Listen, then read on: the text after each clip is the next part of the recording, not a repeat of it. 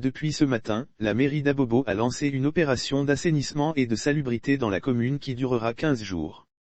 La première journée s'est déroulée sans heurts comme constaté sur place à l'entrée de la commune à partir de l'université Nangui Abrogua.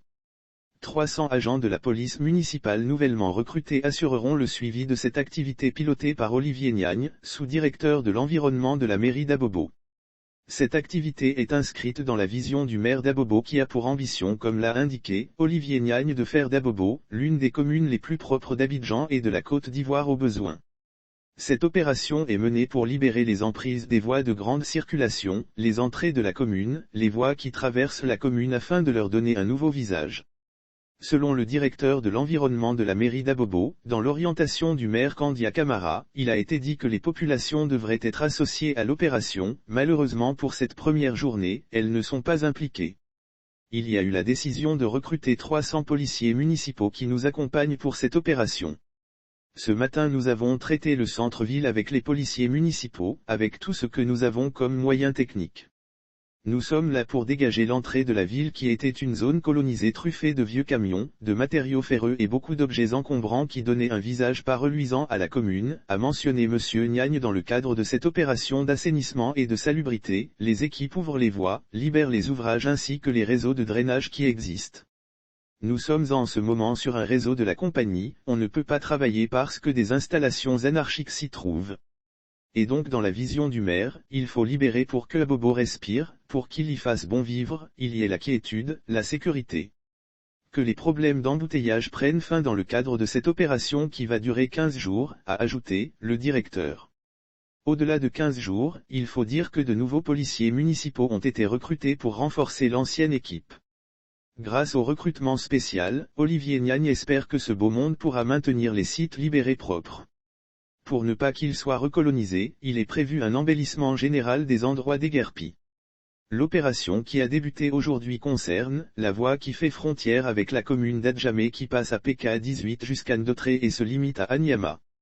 Nos limites avec Anyama, la forêt du Banco, Adjamé, seront traitées de sorte qu'on rentre à Abobo, qu'on ressorte, qu'on ait un visage plus reluisant, de sorte qu'on n'ait plus d'occupations anarchiques qui encombrent, qui ne peuvent pas permettre de circuler. Je veux parler des garages qu'on a démantelés, a-t-il insisté. Avant le démarrage de l'opération, la mairie a remis des mises en demeure aux concernés. Il y a 2 mois de cela qu'elle aurait déposé de nouvelles mises en demeure pour fixer la date de l'opération dans la période du 13 octobre. Malheureusement ce calendrier n'a pas été respecté. Selon le directeur, il y a quelques jours, la mairie a fait une mise en demeure de rappel afin qu'aujourd'hui, les populations soient partie prenante et s'inscrivent dans la nouvelle vision du MA. Il y a eu des micro-trottoirs, des communications dans la presse locale, des rencontres avec les franges de la population, d'abord avec Madame le maire et sa municipalité, ensuite avec l'administration de la commune. Il n'y a pas d'opposition, nous espérons que cette opération ira à son terme, comme Madame le maire leur a demandé, a expliqué Olivier Niagne. Ce sont des centaines de personnes qui sont concernées par cette opération d'assainissement et de salubrité. Il a annoncé que des équipes de policiers municipaux seront postées où les tracteurs et bulldozers sont passés. Il a soutenu que des sites de recasement sont prévus pour les déguerpis.